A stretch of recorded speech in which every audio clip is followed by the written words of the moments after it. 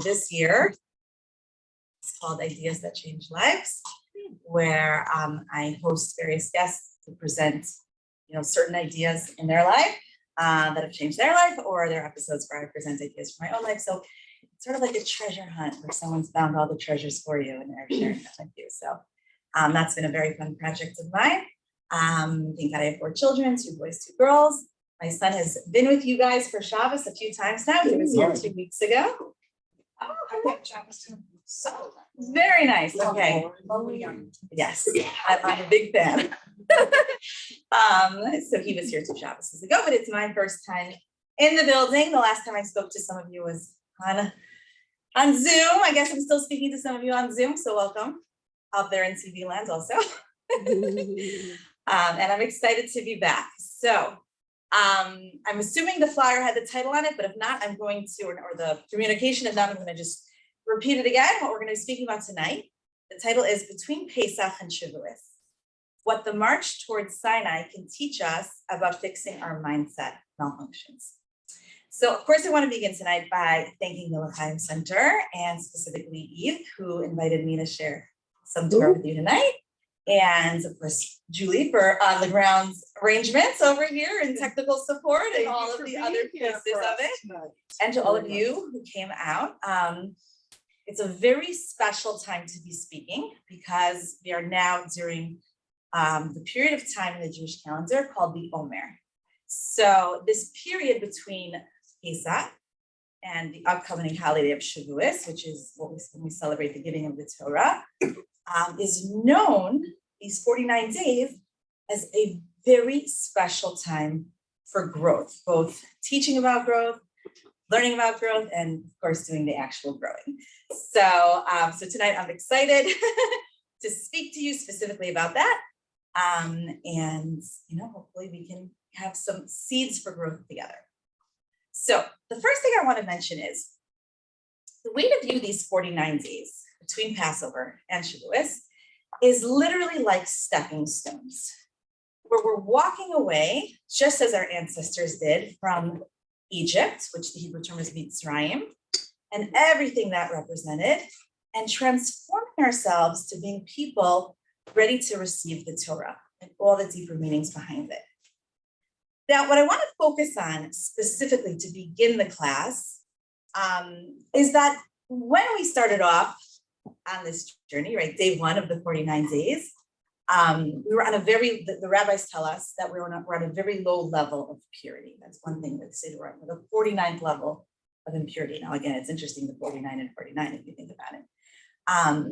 But one of the reasons that we also were in such a bad state was because of the slave mentality we were in Mitzrayim, in Egypt.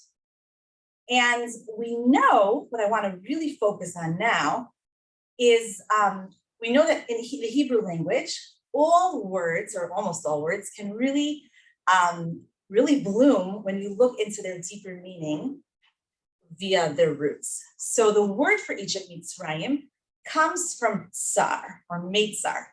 Tsar means constricted, and meitzar means narrow. So it's really fitting that these were the words that we use as the Jewish people for Egypt, because our world became very constricted there. Our rabbis tell us that we were in a slave mentality and all we could focus on was our survival. There weren't like deeper, more elevated things that we could do.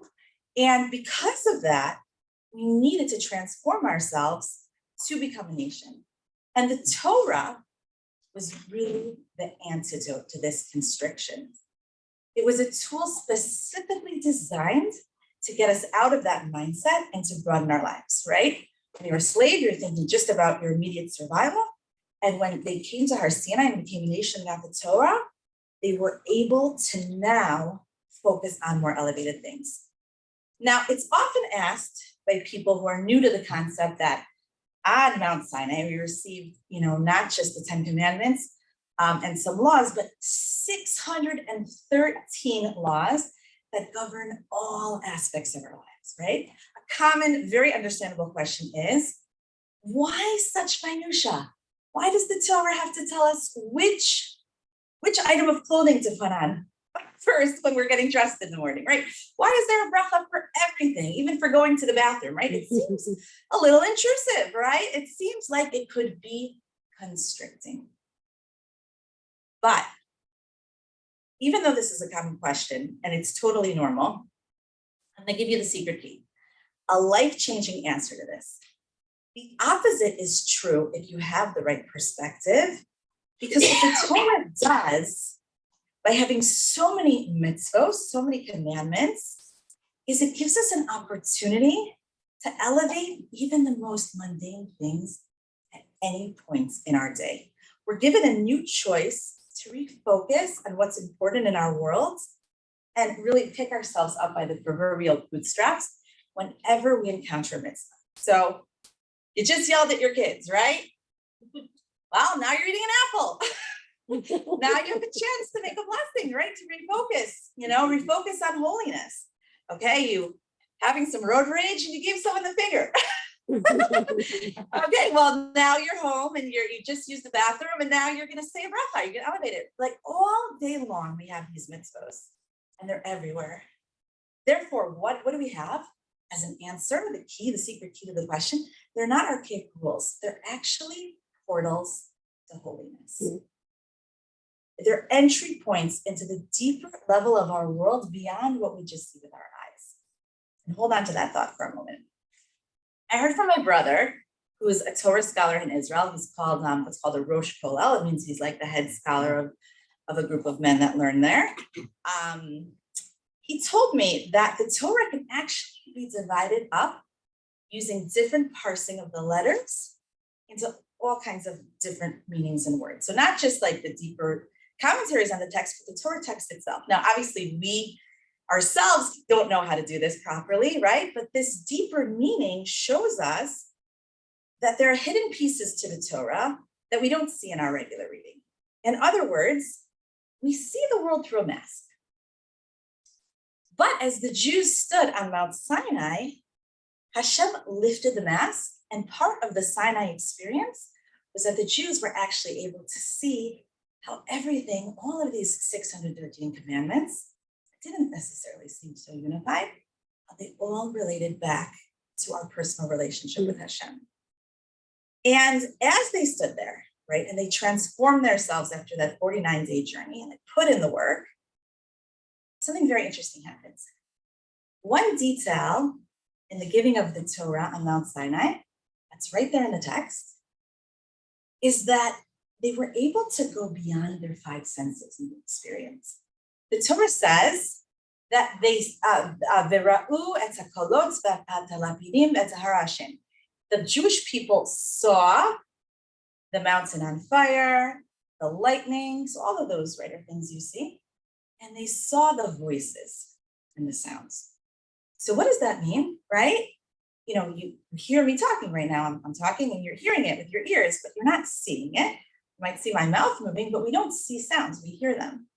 So the Torah is telling us there is that they had an experience so profound that they were able to go beyond their limited capacity to experience the deeper elements of the world. We're going to touch on this a little deeper. So as they experienced this, right, it was hidden right after this. After the Sinai experience, they no longer were able to have this sort of sixth sense of open spirituality, and they reverted back to being limited by their five senses. But we know through this that they were able to see clearly how each mitzvah related to their relationship with Hashem. And to give it a modern day example, we still have an opportunity to tangibly actualize these portals of holiness by the simple choices we make every day and how we view things with our mindsets.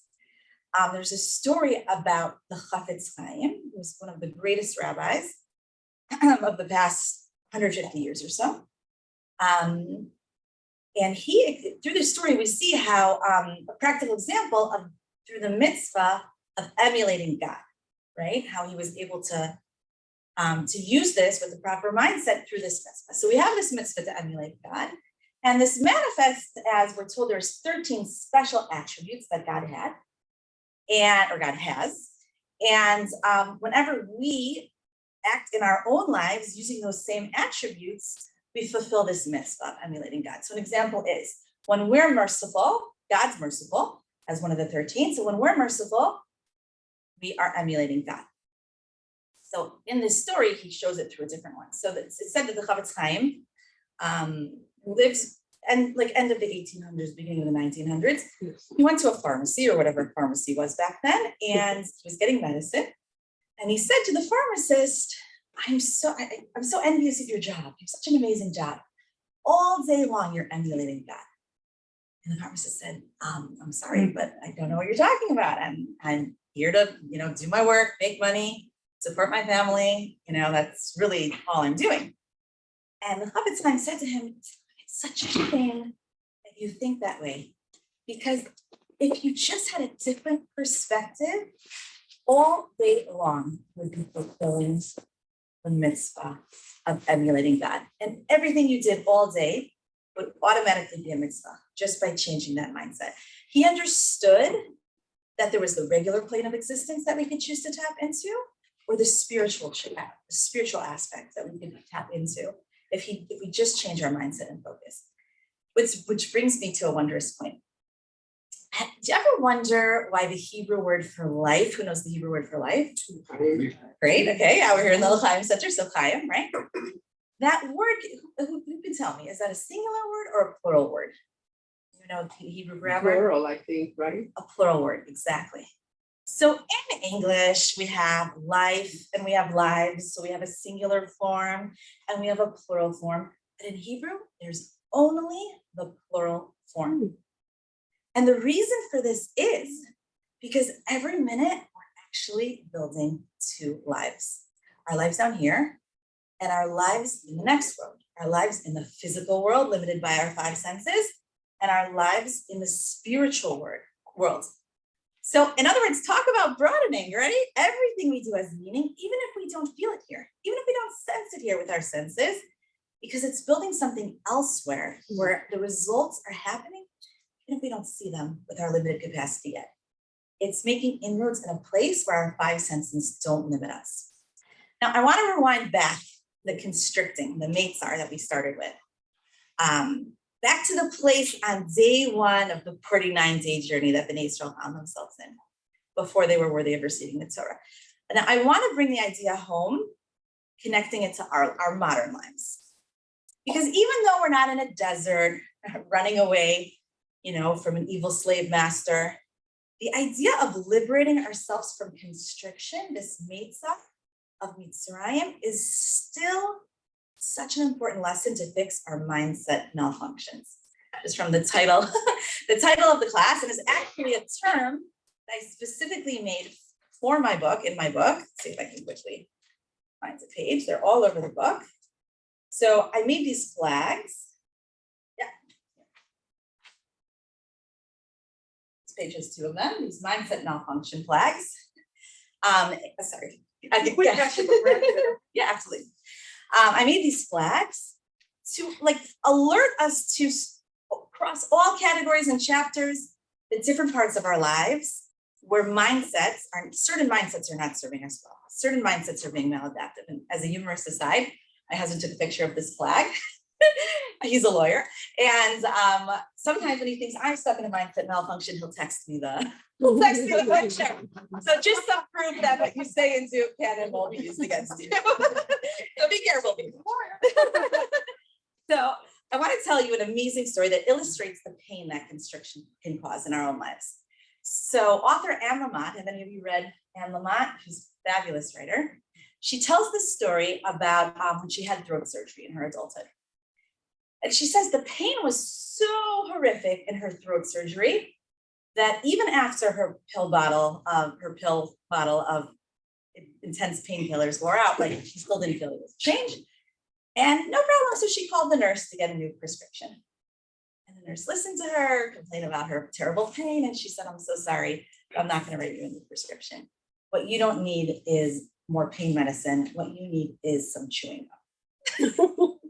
And she said, are you kidding me? I can barely move my mouth to have this conversation over the phone with you. Why do you think chewing gum is what I need? And she explained to her what happened was that the muscles around where she'd had the surgery had constricted so much that they were actually leading to further pain. What she needed to do was loosen up the muscles, and then the pain would go away. So she wasn't going to be getting her narcotics, so she figured, why not? I may as well try the chewing gum. And she writes that she sent a friend to get her the chewing gum. She got the gum, and while the first chews were horrifically painful, even worse than before, very soon after, she was able to experience relief from the pain, and things loosened up. And Lamont uses this example to show that we have the same experience with our emotional muscles that cramp around our wounds. When we're having problems in general, there's a narrowing of our world, right? We have fixation on the problem, looping the thoughts. And that's our modern day constriction I want to think about us working on, right? We're not slaves in Egypt, but we're slaves to many things that cause our own inner turmoil. And it makes sense that our bodies react by constricting. What our psychological muscles are trying to do is, just like her muscles were trying to protect the area of pain, ours are also trying to protect ourselves from some perceived danger. So just like for Anne, the pain went away when she stopped clenching, the same thing is for our psyches and emotions. When we stop clenching and let ourselves react, we can actually start to feel, right? And when we feel, we ultimately heal. There's another great quote I want to bring you by Glennon Doyle, another wonderful writer. And she wrote about her own experience. She wrote, "I did not know that all things were for feeling. I did not know that I was supposed to allow myself to feel everything. I thought I was supposed to just feel happy. I thought that happy was for feeling and pain was for fixing and numbing and deflecting and hiding and ignoring. I thought that when life got hard, it was because I'd gone wrong somewhere. I thought that pain was weakness." Now, one of the really important points I try to bring to the forefront in my book that's going around is that happiness is more about being well-adjusted and resilient and learning how to tolerate all emotions rather than just trying to find a quick fix to be happy and smiling. And the book talks a lot about how to engender and develop resilience, grit, the growth mindset, perspective, how to target specific patterns. Some of them are really good with children, like learning to complain better, ask for our needs better, and really so many more skills. And the important kernel is that happiness is not only the only feeling we're allowed to feel. We learn not how to not deflect the other feelings, but to accept them and therefore not clench so hard around our pain. Now, one example of tightening and constriction in our modern world is control. So there are people in the world, they might even be in this room, that hold on way too tight to control, right? They're clenching around whatever area in their life they feel like if they're not controlling, and putting in all their effort to it can't succeed without, right? Sometimes we fancy ourselves very powerful, right? And the problem is that when we clamp down on this and we use control so much, sometimes we begin to feel like the weight of the world is upon us. Now, I want to tell you another great story to illustrate this. Sorry, 1 second. I said a blessing before. Sometimes to hear a story in extremes can really bring the point home for us. So Rabbi Twersky, any of you heard of Rabbi Twersky? Okay, great. From Milwaukee? Yes, exactly. So the senior Rabbi Twersky, so actually, I don't know if he was from Milwaukee, this might be his uncle, was a famous doctor. Brother. Yes, exactly. Not from Milwaukee, right? Yes, they're brothers. Okay. So he was a doctor and he worked a lot with addiction, right, in the Jewish community and beyond. And I heard that he once told the story that when he was in medical school, he was doing rounds, and he'd be in the psych wards, and sometimes he'd see very difficult cases. And there was one time that I guess perhaps again I'm retelling the story how I remember it. Not all the details might be perfect, but this is how I remember it being told. He was doing rounds in the psych ward, and the attending physician brought him to a room. where there was a man who was standing like this. And he told Rabbi Dr. Tversky, we don't know why he spends all day just standing like that. We have no idea what he's doing. No one's been able to cure him. He won't talk. He just stands like that. And Rabbi Tversky said, do you mind if I try? And so go for it. No one's ever been able to help him. So as I heard the story, Rabbi Tversky went up in front of him and he mirrored his position. He said to him, I've got it. You can relax. And then got out of the position and relaxed. So the attending doctor, what just happened? And he said he was trying to hold up the whole world. He thought the whole world was on him to hold. Incredible story, right? So I really love that story in terms of control. We don't go to that extreme, but sometimes if we're able to break out of the mindset malfunction and look from a wider panorama, we realize how much control is causing us constriction in our lives. Now, the trick for us as Jews is that when we unclench, whenever we're able to unclench, whenever we remind ourselves, we're not really in control of anybody else anyways. There's someone else literally holding the world in his palms, right? It's Hashem, it's God. And there's a beautiful pasuk. God is not resting. He's not taking a lunch break. He's always there going like this, right? He's the one behind the scenes. And when we take this step further, not he's behind the scenes, but he's the one holding the purse strings of any funds you're hoping will come your way. He's the one behind any statistics that are scaring you in your life. Could be about medical statistics, could be about other statistics. There's so many applications. And, I was once having a medical drama, and I remember telling my husband, I don't know, like the chances of this working out are so slim, like it's 20% this and 80% people that. And then my husband stopped me as I gave him the whole analysis from Dr. Google, and he said, you know what? It's like the only statistic you need to know. God gets it 100% right, 100% of the time. And that's the only statistic you need to know. So that's the first portion of the class. Okay, we're talking about the constriction that we as Jews were getting away from as we transformed our lives during the Omer, during this period of time. Now, the second facet of these 7 weeks I want to focus on next is exploring the mitzvah of counting the Omer. Okay, so is there anyone who I should explain about the counting of the Omer, or just, okay, I should explain. Okay, so basically what we do during this time of year is we count those 49 steps or those 49 days between the holiday of Passover and the holiday of Shavuot, right? We're transforming ourselves from this mindset of slavery to being people ready to receive the Torah and broadening our lives with all the mitzvos, right? And every day of the Omer, which is this period of time, which we're going to actually touch on in a minute, why it's called the Omer. Every day we count. Okay, usually it's done in synagogue, but if you don't do it in synagogue, there's a special blessing you say, and you can count at home. Now, counting the Omer on a deeper level is really an exercise in how we relate to time.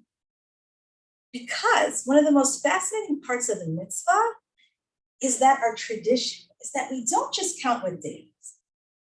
We count the day, the way the procedure goes is we count the day it is, and then we count where we are in terms of time, which how much time has passed since the beginning of the counting. That's the second piece to the procedure. So in other words, for today, it might be dark now, so I might be saying for yesterday, it depends if we're sort of in a twilight right now, but Monday or Tuesday we counted. Today is the 26th day, which is 3 weeks and 5 days that have passed in the Omer. That's the proper way to count. And the question is why? Why don't we just say it's the 26th day, the 25th day? Why don't we even go and count back? And I believe the reason for this is because it reminds us that all of our experiences build on each other, right? We're not just who we are because it's May 2nd. We're who we are because it's May 2nd. And this is, for me, I'm going to give away my age. 22, you're not kidding. May 2nd, which is 40 years And about 4 months and 15 or so days, since I began this journey of figuring out the wolf, right? So that's a better encapsulation of who I am than versus just saying it's May 2nd, right? It doesn't give the context. So there's a deep lesson here in how we relate to time and how we elevate it. So in my podcast, I did a whole episode specifically on redeeming time. So some of these ideas are going to come from it.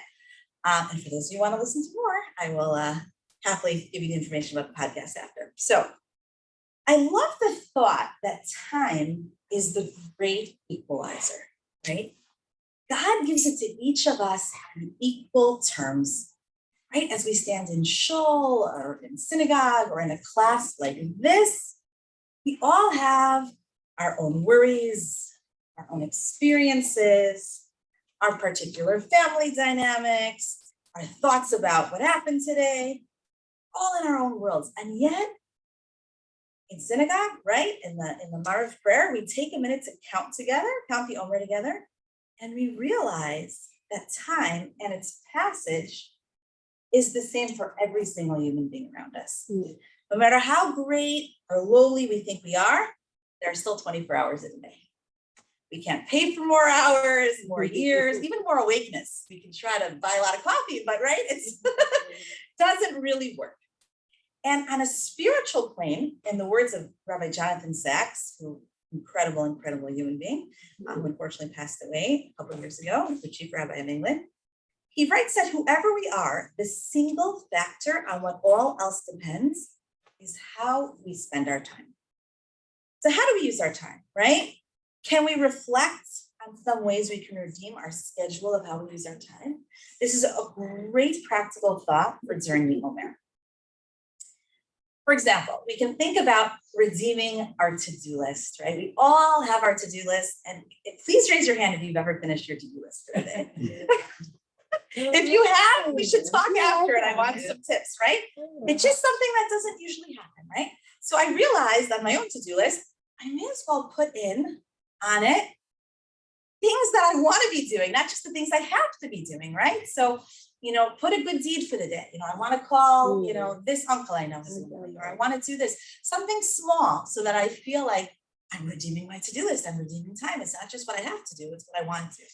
And we can also teach our children how to schedule in elevated time. I actually did a little experiment in this during the lockdown, during the beginning of COVID, when my poor children were all with me 24 hours a day all the time.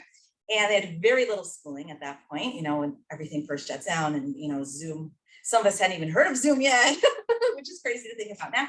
So we had a lot of time at home together during the day. And I realized that they would be constantly wanting electronics because what else were they doing? And I said, I have to figure out some kind of organized way to help them manage their time and redeem their time. So they were all very different ages at that point. I mean, they still are, but they were much younger. And for each of them on their own age level, I made them 5 different cards. And I wrote the tasks for each of them on the 5 cards, 5 categories. And I said to them, whenever you finish these 5 cards for the day, you can have your electronics. If you finish it in an hour, you can have it at the beginning of the day. If it takes you all day and you don't want to do them, so you don't know what's the end of the day. You're going to manage these 5 cards. And so each of them had to do exercise, right? So for some of them, that was going on the treadmill. My daughter did Zumba videos. They all do exercise. They all had to do give back to the community, which was the household, to do some kind of chore. They had to do something to enrich other people's lives, which at that point was their little brother who had very little to do. He was 3 years old, so they all had to spend time with him doing something educational and interesting. They could pick the activity and make it, right? They had to have some kind of social outlet, call a friend, message with a friend, something that's social. And they had to follow a fascination. Right, to develop something they wanted to learn about. So my oldest was in 7th grade then. He wanted to learn about money management. So we found some videos the library had, he did that, and they all had their area of fascination that they were going to do. So that's just a great example of how, even with children, right, we can teach them to manage and elevate their time. Wow. It was a really good project. Did you move into my house?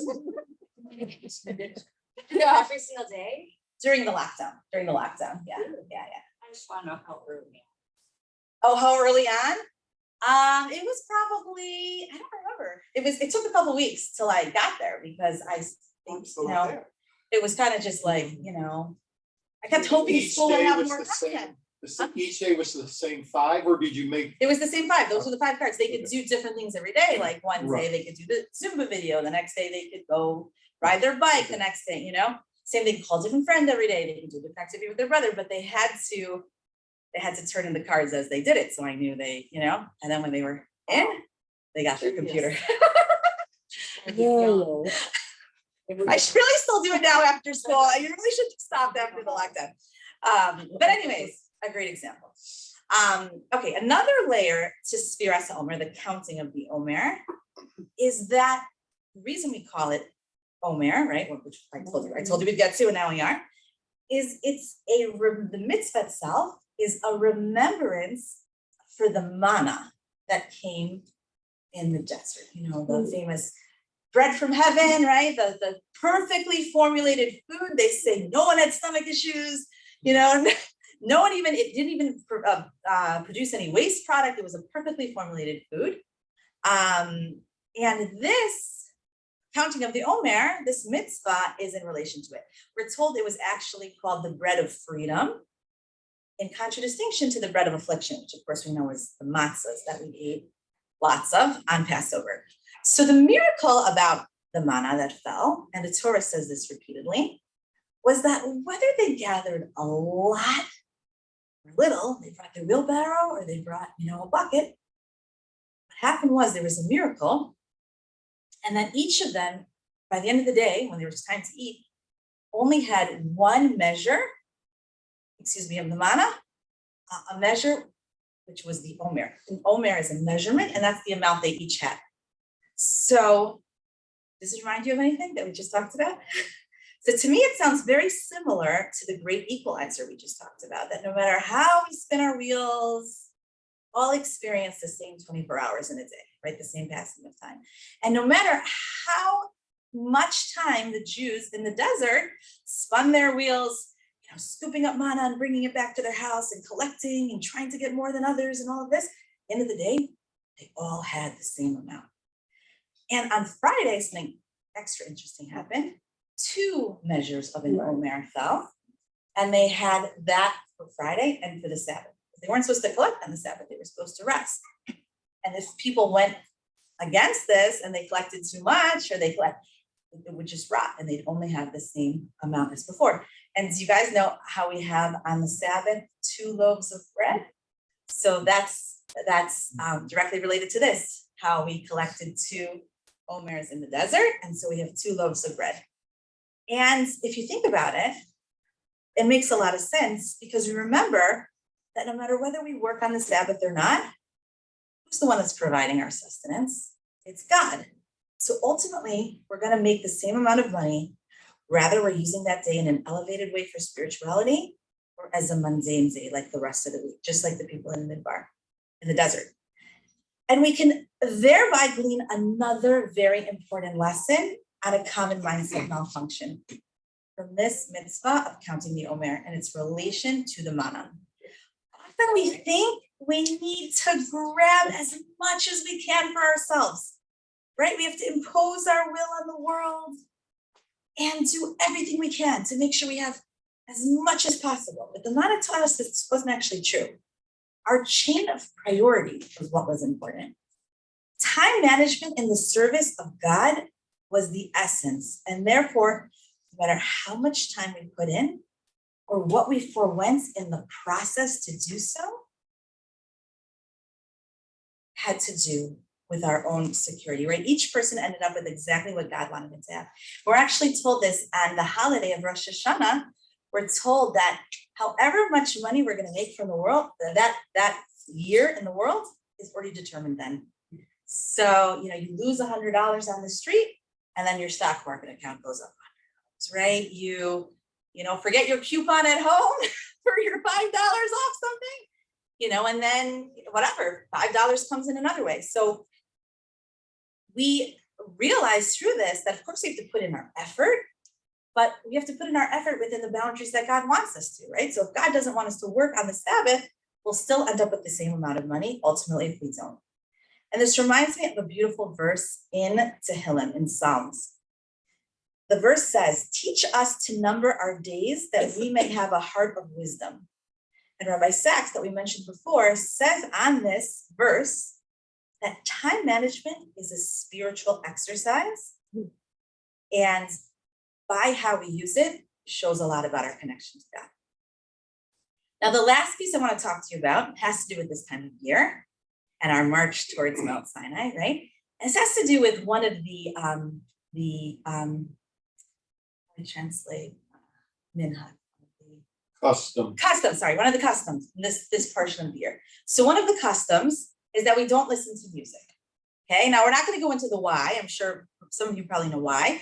So we're not going to go into the why, but we're going to go into something deeper about what this represents. So let's look at music vis-a-vis its purpose within the world, right? And it's going to harken back to our lesson from the beginning with our 5 senses and being able to tap into this 6th sense of spirituality, right? Through doing God's commandments and mitzvos and our connection to God.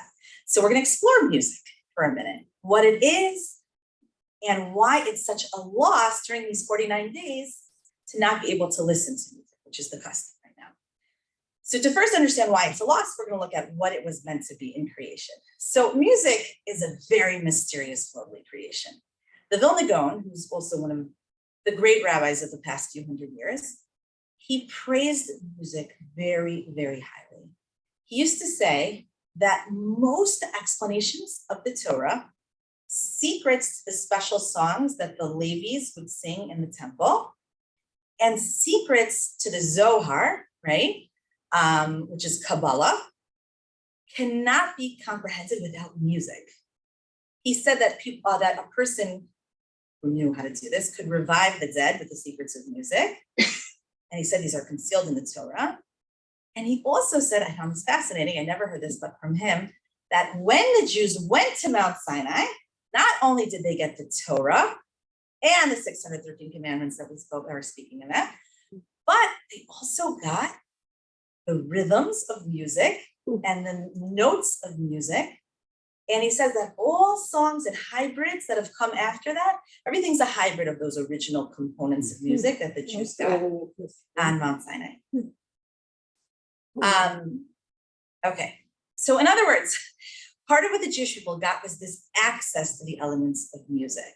And it's clear just from this snippet on the Jewish calendar, where we can't listen to music, how central a role music plays in our lives and moods. I know like music really uplifts me. So during this time, it's really hard for me to not listen to music in the car. I definitely feel the lack. What's the deeper meaning? So does anyone know the first song that was ever sung in the world? Anyone know this? In the Torah? There's someone who sings the first song. Sure. Song of this thing. Okay, Miriam's one of the famous songs, but she's not the first. I'll give you who's the first person? There you go. So if you're going to start from, the first, well, let's just go with it. Anyways, the story is, we're told in the Talmud that the whole story of Adam, his creation, his sinning, Eve being taken from, his ribs and being created and him getting expelled from Gan Eden, you know how long that whole story took? In terms of the passage of time? Sorry? One day. It all happens in one pretty wild and crazy day. And we're told that the portion where it got dark, nightfall, was on Friday night, leading into the Sabbath. And if you could put yourself in Adam's shoes for a minute, imagine how terrifying it was, right? He had never seen night before. And the Talmud explains to us when he saw it getting dark, he thought God was basically destroying the world. And he was terrified. And what did he do? He sang out to God. And this song that he sang is actually one of the chapters in Psalms, right? It's attributed to Adam. I forget how the beginning is. I think it's Mizmor Shel Yom HaShabbat, right? It's a song for the Sabbath. That was the first Sabbath. And it was sung for the first time by Adam, which is fascinating if you think about it.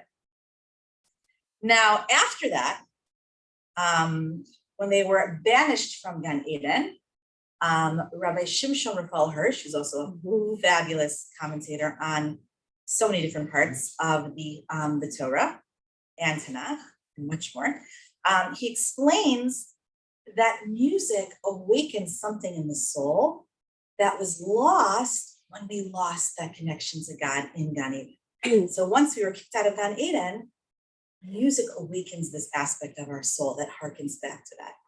And here's a quote from him directly. When man departed from God in the Garden of Eden, inner harmony departed from man's heart. He says that art seeks to restore man's inner harmony through external stimulation. This is especially true of music. Music expresses neither images nor concepts, but only moods and feelings. It presents and awakens feelings, and thus it sensitizes the soul.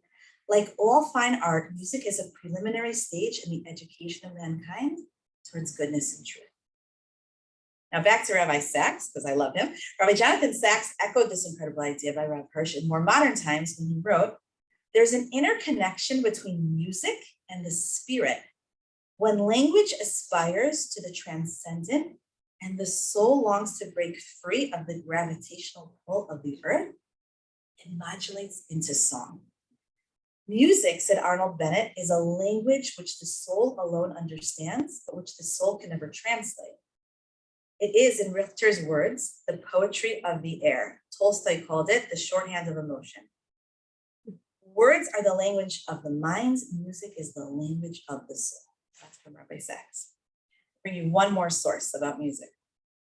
Rabbi Shlomo Alkabetz explains a little bit deeper why it's the music of the soul. He says, the human soul enjoys music because it regularly heard music while in heaven.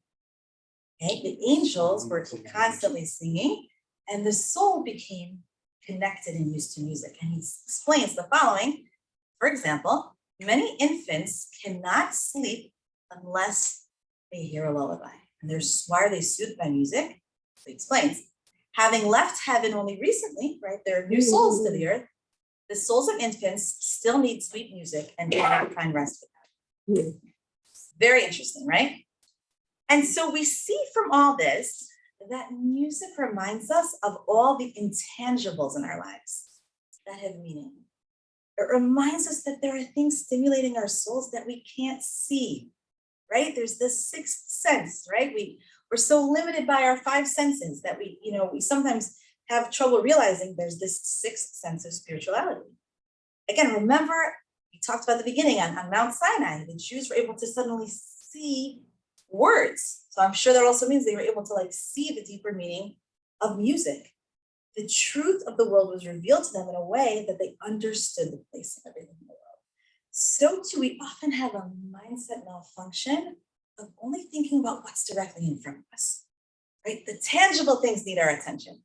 But music represents that there's a deep world of spirituality and depth out there that Hashem, God, weaved into the world if we're willing to tune into it. So by not having music, it's sort of making us tune into other things or retune ourselves. Now, as a last source, who thinks that the Mount Sinai experience is over? Meaning it's over there somewhere in the desert and nothing's being communicated from it, right? So, no? Okay. Think there is? No, No. I don't think it's over. You think it's over? No. No, it's not over. No. Okay. I don't think Good. anyone in this room. Meaning, is there are there sounds still coming out of Mount Sinai?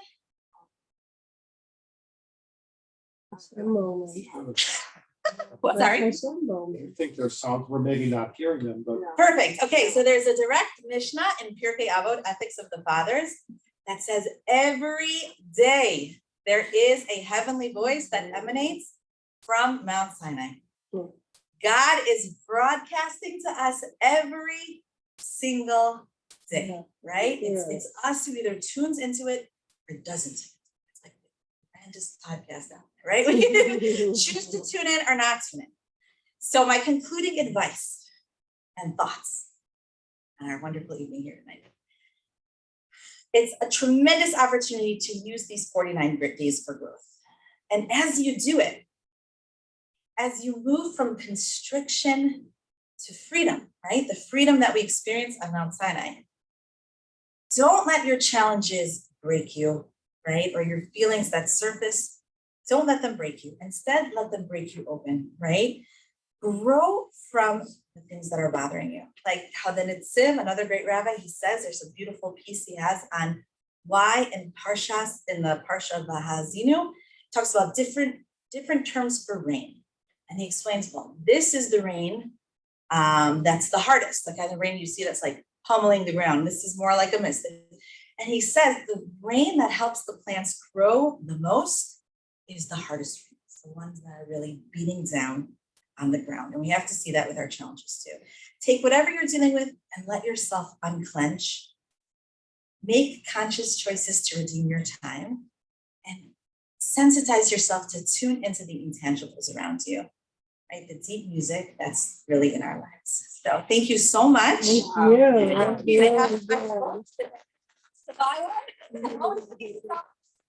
Is the Torah still chanted over the 49 days, and if so, isn't that music? It is a form of music. That's a good point. Yes, in shul, in synagogue, on Shabbos, we are allowed to. We are allowed to. Part of why we don't have it has to do with mourning, and we're not allowed to observe customs of mourning on the Sabbath. So that might be why we are able to chant it. But you're right, it is a good, and we're also allowed to sing songs on the Sabbath, right, around the Shabbos table. So it's an I feel like excellent in point. Israel right now, like on the momentum trip, they're all singing. I know that, I was just thinking Yeah. the same thing, they're all. But singing there's and- no instrument music. Like you're allowed to listen to a cappella. I've been listening to a lot of a cappella. Are you allowed to listen to only instrument music? You're only not allowed to listen to instruments. Not allowed. Just like a pest. No, this is no musical instruments. A cappella is music without any instruments. So you're allowed to. Music without it. So they're beating time on the thunder, yeah, like an instrument. Sounds like, No. Good question though. Yeah. How about dancing? Dancing, I don't know, meaning, I think it's fine because it's a different art form, right? We're really talking about the art, like you're allowed to look at art too. You're allowed different art forms, just not, there's a certain deepness to music, like we're talking about, it stimulates the soul in a certain way. So it's a special portal to different things, so that we're not allowed to have during this time. Until Lag BaOmer, there's two different customs. A lot of people either keep this custom for the first half or the second. So you'll see already this upcoming next week is Lag BaOmer, this holiday that people started. Anyways, if anyone wants to buy a book, let me know. I'm also happy to share information on my podcast. And thank you for joining me tonight. Let's have the question. I'd like to buy a book, but I'd like you to write something new. Yes, I have a pen to write, to inscribe, absolutely. Is the book more expensive than 500? It's not. I wish. That's great, because Les was thinking about giving you 500. Well, then, God must have determined that on Rosh Hashanah, I guess. How much is it? $20. What can I do? I don't know. Give you a blessing. Can I inscribe a blessing to you? To the family. Yes. So tell me your last name. Lawrence. To the Lawrence. LAW. Probably. I have to take valid. People don't have. Okay. Yeah. Julie's going to work off the rest of you. Yes. I bought my daughter 6 months. Yes, exactly what you've been saying. It makes sense. Well, you know, I remember that. Something you see. Excellent. I mean, Yeah. Yeah, exactly. You're talking about all this time. Like, we have to go back, we have to go back and. Oh, I know, you're going twice there.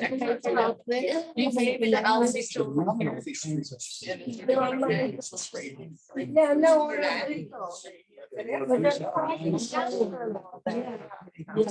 meant to be better friends than you are. Yes. What a nice special. I think that's, you know, I had one, like, we only celebrate holidays for one day. Right. Yes, that's And they do them. That's here. Yeah, that's why I love them, like. Good night, everyone. I did. But There's. What do you mean?